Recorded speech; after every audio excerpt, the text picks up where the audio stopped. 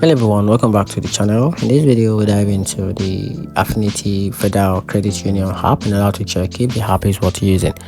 So let's quickly dive into it. The Affinity Federal Credit Union app gives you all the essential you need, starting with the check balance, transaction histories, mobile check deposit, transfers, pay bills, ZLA support for quick peer-to-peer payment.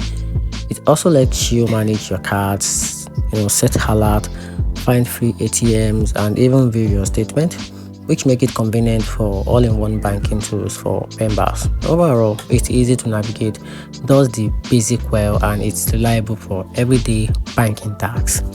So talking about the downside, the main downside comes from the occasional glitches like slow loading or check deposit issues, and the design isn't as polished as the bigger bank app.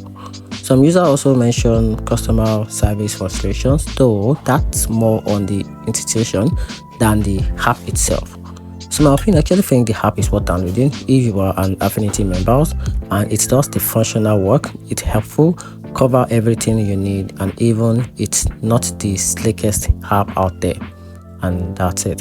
Find the video helpful. If you do, yes, turn on the notification button and subscribe for more app review. You're welcome.